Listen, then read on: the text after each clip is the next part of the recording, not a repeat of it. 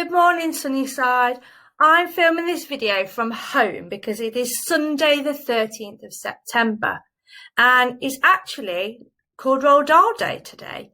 Some of you may have heard of Roald Dahl because he's a famous author who writes lots of different books for children.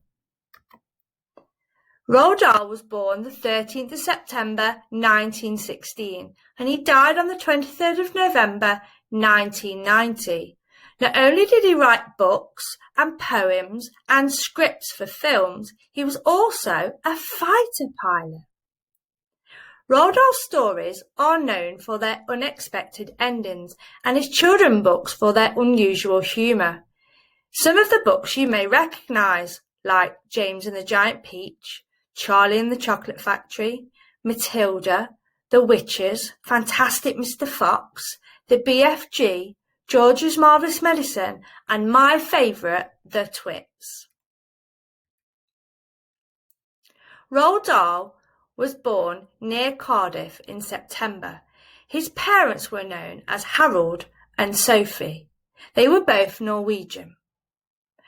Roald Dahl's father, Harold, was a successful shipbroker. However, he died when Roald Dahl was only 3 years old. Roald Dahl went to school in Cardiff until he was 9. Then he went to a boarding school in England for 4 years. When World War II broke out in 1939, Roald Dahl joined the Royal Air Force. Since he was so tall, his fellow pilots used to call him Lofty. He had to cram himself inside the cockpit of his fighter plane. Here are some of the most famous books that Roald Dahl has written: The Twits, Matilda, James and the Giant Peach, Witches, George's Marvellous Medicine, and Charlie and the Chocolate Factory. Today, I'm going to be reading to you one of my favourite books, The Twits, all about Mr. Twit, Mrs. Twit, the roly-poly bird, and the Muggle-Wump monkeys.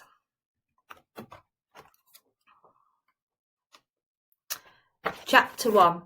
Hairy Faces. What a lot of hairy-faced men there are around nowadays. When a man grows hair all over his face, it is impossible to tell what he really looks like. Perhaps that's why he does it. He'd rather you didn't know. Then there's a problem of washing. When the very hairy ones wash their faces, it must be a big job, as when you and I wash the hair on our heads.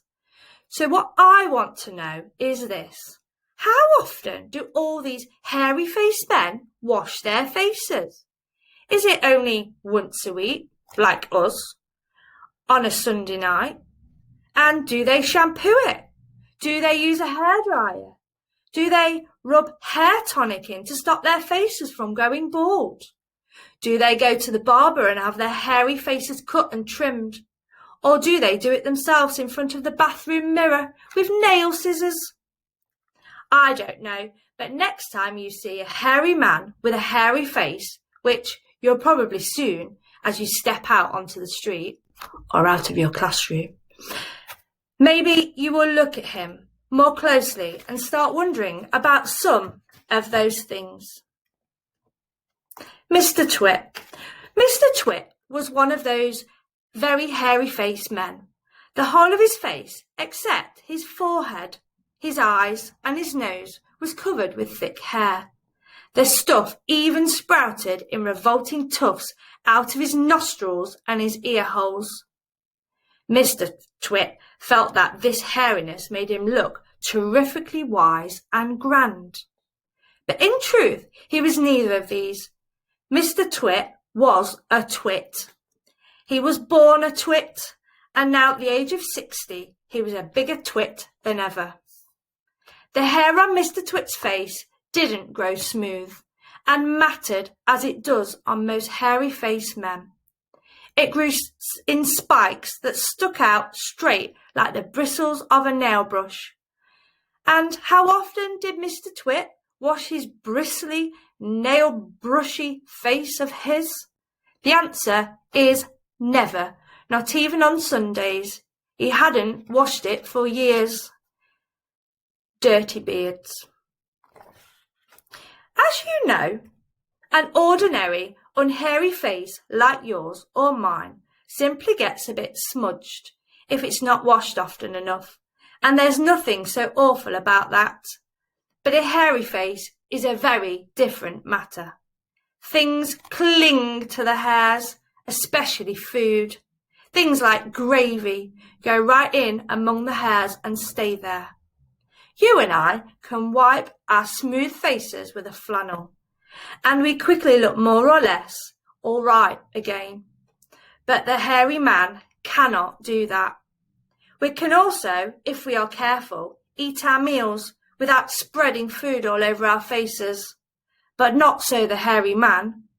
Watch carefully next time you see a hairy man eating his lunch, and you will notice that even if he opens his mouth very wide, it's impossible for him to get a spoonful of stew or ice cream and chocolate sauce into it without leaving some of it on the hairs. Mr. Twit didn't even bother to open his mouth wide when he ate. As a result, and because he never washed, there was always hundreds of bits of old breakfast and lunches and suppers sticking to the hair around his face. They weren't big bits, mind you, but he used to wipe those off with the back of his hand or a sleeve while he was eating. But if you look closely, not that you'd ever want to, you would see tiny specks of dried up scrambled eggs stuck in the hairs, and spinach and tomato ketchup and fish fingers and minced chicken livers and all other disgusting things Mr. Twit liked to eat.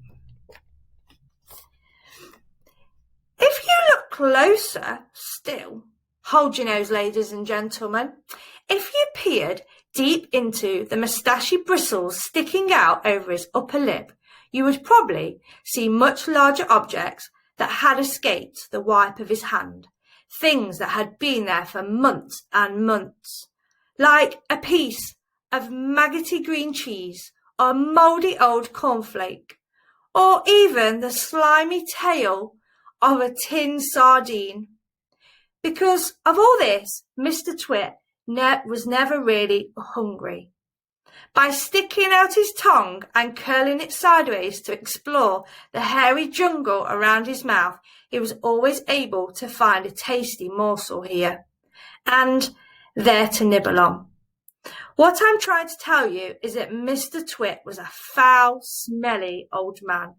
He was also an extremely horrid old man, as you will find out in a moment. Mrs. Twit. Mrs. Twit was no better than her husband. She did not, of course, have a hairy face. It was a pity she didn't, because that, at any rate, would have hidden some of her fearful ugliness. Take a look at her. Have you ever seen a woman with an uglier face than that? I doubt it. But the funny thing is that Mrs. Twit wasn't born ugly. She had quite a nice face when she was younger. The ugliness had grown upon her year by year as she got older. Why would that happen? I'll tell you why. If a person has ugly thoughts, it begins to show on the face. And when that person has ugly thoughts every day, every week, every year, the face gets uglier and uglier until it gets so ugly you can hardly bear to look at it. A person who has good thoughts cannot ever be ugly. You can have a wonky nose, a crooked mouth, a double chin, sticky out teeth, but if you have good thoughts, they will shine out of your face like sunbeams, and you will always look lovely. Nothing shone out of Mrs. Twit's face. In her right hand she carried a walking stick. She used to tell people that this was because she had warts growing on the sole of her left foot, and walking was painful. But the real reason she carried a stick was so that she could hit things with it. Things like dogs and cats and small children. And then there was her glass eye.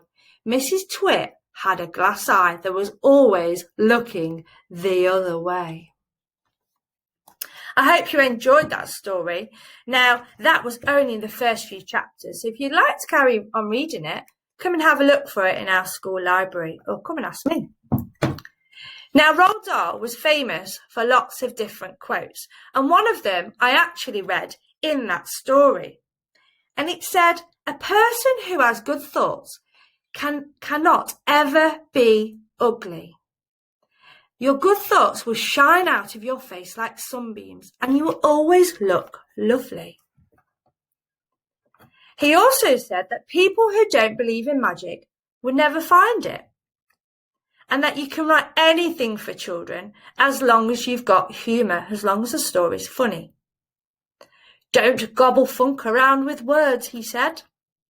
And grown-ups, I don't agree with this one. Grown-ups are complicated creatures. They are full of quirks and secrets. And this is the one that I just read that I really love. A person who has good thoughts cannot ever be ugly.